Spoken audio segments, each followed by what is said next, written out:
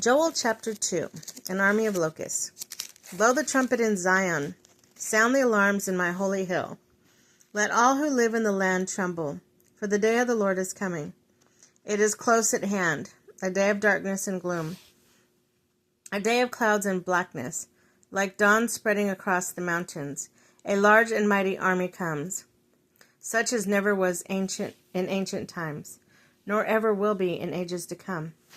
Before them fire devours, behind them a flame blazes. Before them the land is like the Garden of Eden. Behind them a desert waste. Nothing escapes them. They have the appearance of horses. They gallop along like cavalry. With a noise like that of chariots, they leap over the mountain tops, like crackling fire consuming stubble, like a mighty army drawn up for battle. At the sight of them, nations are in anguish. Every face turns pale. They charge like warriors. They scale walls like soldiers. They all march in line, not swerving from their course. They do not jostle each other. Each marches straight ahead. They plunge through defenses without breaking ranks. They rush upon the city. They run along the wall. They climb into the houses.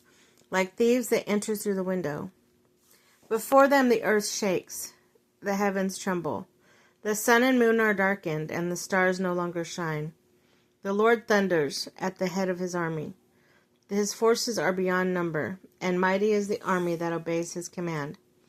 The day of the Lord is great, it is dreadful. Who can endure it? Even now, declares the Lord, return to me with all your heart, with fasting and weeping and mourning. Rend your heart and not your garments. Return to the Lord your God, for he is gracious and compassionate, slow to anger and abounding in love, and he relents from sending calamity. Who knows, he may turn and relent and leave behind a blessing, grain offerings, drink offerings for the Lord your God. Blow the trumpet in Zion, declare a holy fast. Call a sacred assembly. Gather the people, consecrate the assembly. Bring together the elders, gather the children, those nursing at the breast. Let the bridegroom leave his room, and the bride her chamber. Let the priests who minister before the Lord weep between the portico and the altar. Let them say, spare your people, Lord. Do not make your inheritance an object of scorn. By a byword among the nations, why should they say among the peoples, where is their God? The Lord's answer, then the Lord was jealous for his land. He took pity on his people. The Lord replied to them, I am sending you grain, new wine, and olive oil, enough to satisfy you fully. Never again will I make you an object of scorn to the nations. I will drive the northern horde far from you, pushing it to the parched and barren land. Its eastern rank will drown in the Dead Sea, and its western rank in the Mediterranean Sea, and its stench will go up, and its smell will rise. Surely he has done great things. Do not be afraid, land of Judah. Be glad and rejoice. Surely the Lord has done great things. Do not be afraid, you wild animals, for the pastures in the wilderness are becoming green. The trees are bearing their fruit. The fig tree and the vine yield their riches. Be glad, people of Zion. Rejoice in the Lord your God, for he has given you the autumn rains, because he is faithful. He sends you abundant showers, both autumn and spring, rains as before. The threshing floor will be filled with grain, and the vats will overflow with new wine and oil.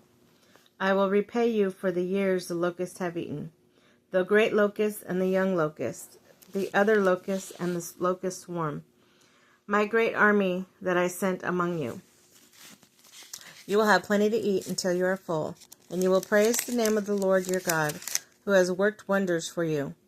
Never again will my people be shamed. Then you will know that I am in Israel, and that I am the Lord your God, and that there is no other.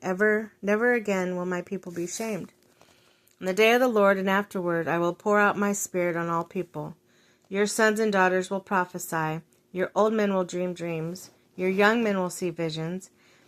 Even on my servants, both men and women, I will pour out my spirit in those days. I will show my wonders in heaven and on earth, blood and fire and billows of smoke. The sun will be turned to darkness and the moon to blood, before the coming of the great and dreadful day of the Lord. And everyone who calls on the name of the Lord will be saved.